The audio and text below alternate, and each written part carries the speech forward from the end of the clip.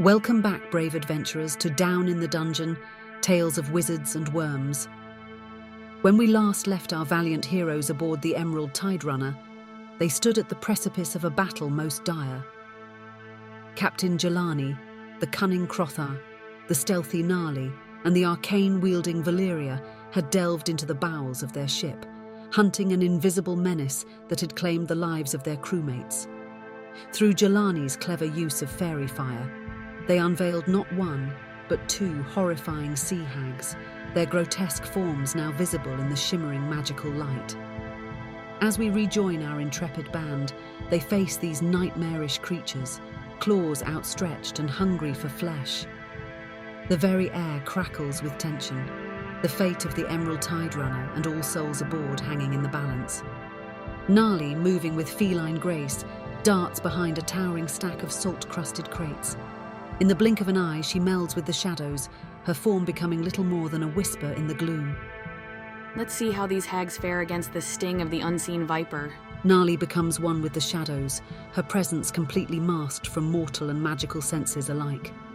Gnarly's rapier flashes in the dim light, a silver blur that plunges deep into the side of the nearest sea hag. The creature unleashes a bone-chilling howl of agony, black ichor oozing from the grievous wound. Jelani steps forward, his eyes blazing with arcane power, his voice resonating with the authority of the seas themselves. Jelani weaves his spell, attempting to ensnare the second sea hag in magical bonds. By the boundless power of sea and sky, I command thee, be still. Crothar, my mountain of a friend, let the fury of the storm itself guide your mighty blade. Jelani's words weave a spell of their own, imbuing Crothar with bardic inspiration. Now the sea hags bare their fangs ready to strike. The free sea hag, her face contorted with unholy rage, unleashes her horrific appearance. Gnarly, Valeria and Crothar recoil in primal terror, their faces masks of fear as they gaze upon a visage of pure nightmare. Despite the paralyzing fear gripping her heart, Valeria steps forward, her hands wreathed in arcane flames that cast dancing shadows across her determined face. You'll rue the day you set foot on this ship, you wretched abomination. Valeria unleashes the fury of the elements, casting fireball. The held one, trapped by Jelani's magic, vaporizes. A conflagration erupts in the hold, engulfing the hags in a maelstrom of arcane fire. Their unearthly shrieks echo through the ship, chilling the blood of all who hear. The held hag, unable to escape, bears the full brunt of the magical onslaught. Crothar, battling against the primal fear that grips him, lets loose a roar that shakes the very timbers of the ship. You dare strike at Crothar Stormheart? Feel the unbridled wrath of the mountain sea witch. Crothar's great axe cleaves through the air, a blur of steel and fury that bites deep into the sea hag's twisted form. The creature staggers, grievously wounded but still standing, its eyes burning with hatred and pain. For the crew, for the ship, for us all, this ends now. Gnarly's attack finds its mark with unerring precision. The sea hag collapses with a final blood-curdling wail that seems to shake the very timbers of the ship. Her twisted form disintegrates into a cloud of briny mist, leaving behind only the fading echoes of her death cry. Your reign of terror ends here, creature. May the depths claim what's left of your twisted soul. Is it truly over? Or do more of these abominations lurk in the shadows? An eerie silence descends upon the hold, broken only by the gentle lapping of waves against the ship's hull. The immediate danger has passed, leaving in its wake a palpable sense of relief. Valeria steps forward, her chest heaving from the exertion of battle. Her keen eyes begin to scan the area, drinking in every detail of the scene before her. We should conduct a thorough search of the area. These creatures may have left behind clues to their origins, or items of arcane value. Valeria's fingers begin to weave an intricate pattern in the air, her lips moving in a silent incantation as she casts Detect Magic. There, just behind that barrel. Do you see it? A scrap of parchment, perhaps? Valeria's arcane-enhanced senses guides her hand unerringly to the crumpled piece of paper. Though damp and damaged by the hold's oppressive moisture, she can still make out some of the writing. It appears to be a receipt of sorts, indicating that someone within the crew signed for and received a crate containing 2 items of unknown origin. Now that's a curious thing indeed. All cargo should be meticulously accounted for in the ship's manifest. This reeks of subterfuge. Look here, Nolly.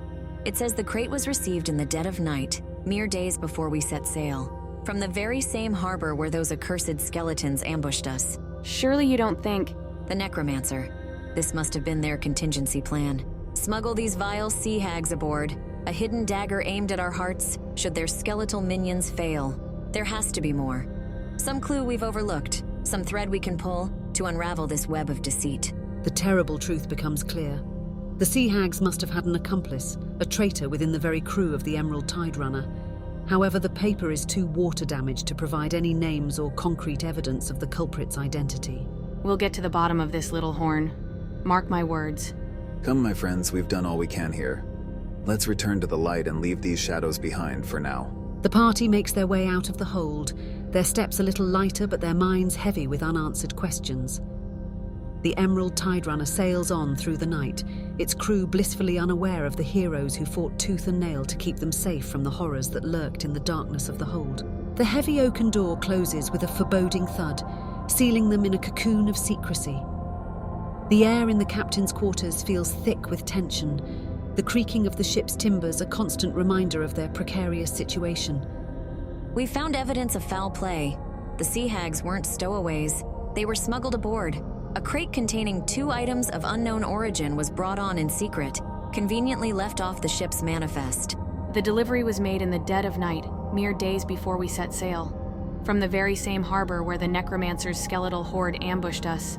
Have you had cause to doubt your crew's loyalty before this day? Never. Not once in all our years. We've sailed with the same hardy souls since the day we christened the Emerald Tiderunner. Aye, that's the truth of it. Bart and I personally vetted every last one of them. They're not just crew, they're family, people we've known since we were not but bilge rats ourselves. This betrayal is unprecedented. It's worth noting that the Emerald Tiderunner sails under the aegis of the company.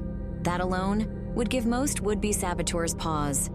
The fear of the company's retribution is considerable. Then whoever orchestrated this foul plot is either wielding power beyond our reckoning, or has connections that reach into the very heart of the company itself. Or both. The weight of Crothar's words hangs in the air like a funeral shroud, the implications too terrible to fully contemplate. We must keep this revelation within our circle. The crew can be told that the sea hag threat has been neutralized, nothing more. But the deeper conspiracy at play. That becomes company business, effective immediately. This goes beyond a simple case of stowaways or piracy. We're in uncharted waters now, my friends. The 5 of them share a look of grim understanding, a silent pact formed in the crucible of this shared secret. The trust between them is palpable, a bond forged in the heat of battle and now tempered by the weight of a conspiracy that threatens to engulf you all. Come, let's give the captain and Bart some space to chart our course through these treacherous waters. Besides, I'd like to get to know our new companions a bit better. There's more to both of you than meets the eye, I wager. I'd like that, Nolly. There's much we could learn from each other, I'm sure. The 3 of them exit, leaving Jelani and Bart to pore over maps and charts. The fate of the Emerald Tiderunner now inextricably linked to the dark machinations of an unseen enemy.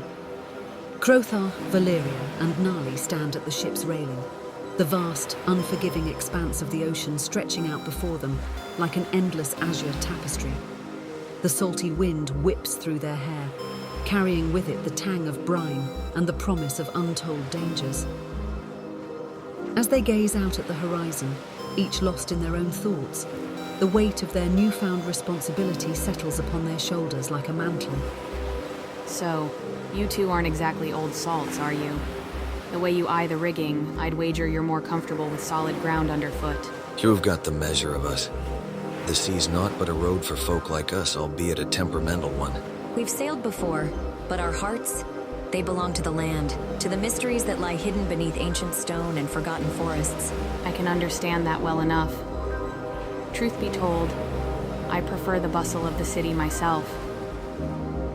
The company's work often takes me into the darker corners of civilization, where secrets whisper from every shadow. Speaking of the company, will you be joining us when we reach Draketide Cove? I've heard whispers of what awaits us there. Nali's expression shifts, a mask of professionalism settling over her features. She explains that she will serve as their guide in the labyrinthine streets of Draketide Cove, and that they are to rendezvous with another group dispatched by the company. How long have you, Jelani and Bart, been part of the company's machinations? You move with the ease of those born to this life. All our lives, truth be told. We were wards of the organization since we were naught but babes in arms. The company. It's more than just work for us. It's family. The conversation lulls as the tantalizing aroma of the ship's galley draws them in. They make their way below decks, the events of the day weighing heavily on their minds as they eat in comfortable, contemplative silence. The stars have emerged, a glittering tapestry stretched across the inky void of the night sky. Moonlight bathes the deck in an ethereal silver glow, casting long shadows that dance with the ship's gentle roll. Gnarly and Valeria continue their conversation, their voices hushed conspirators in the night. So, Little Horn, how did you and the mountain over there come to join our illustrious company? Last I heard, they weren't exactly handing out invitations at the local tavern. Before Valeria can respond, Captain Jelani approaches, his footsteps nearly silent on the well-worn deck. In his hands, he carries 2 brimming flagons of ale, their contents sloshing gently with each step. A drink for the mighty Goliath, to soothe the aches of battle and sharpen the mind for tales to come, and my apologies, ladies, but you're a touch young for the strong stuff. Perhaps in a few years, I'll bring you a flagon of your own. Gnarly and Valeria exchange a knowing smirk, their eyes glinting with mischief in the moonlight. Tell the tale of how we joined the company. It's a story of tragedy and purpose, my friends. A reminder that even in our darkest hours, a glimmer of hope can light the way forward. Crothar's deep voice rumbles across the deck as he recounts the fateful night he first encountered Valeria. His words paint a vivid, haunting picture. Gloomfire keep wreathed in flames, shadowy assassins moving with inhuman grace, and a dragon-like creature whose very presence seemed to twist reality. At the heart of it all, a young girl orphaned in a single terrible moment. I couldn't save her family, God's help me. But I swore on everything I held dear that I would uncover the truth behind their deaths. It was during my investigations that the company found me. They had been looking into the matter themselves, as Valeria's father was one of their own. They welcomed us both into the fold, giving us a new purpose, a new family, and a chance to bring those responsible to justice. The 4 of you talk late into the night, sharing stories of triumphs and near misses, of loves lost and found, of the strange twists of fate that led you to this moment. Jelani and Crothar watch with paternal warmth as Gnarly and Valeria bond, their laughter ringing out across the moonlit deck like a chorus of silver bells. It's a moment of respite, of companionship forged in the crucible of shared purpose. A brief shining light in the darkness that looms on the horizon. For you all know, in the depths of your hearts, that the road ahead is fraught with peril. The mystery of the sea hags and the necromancer is far from over, and Draketide Cove holds secrets that could shake the very foundations of the company itself.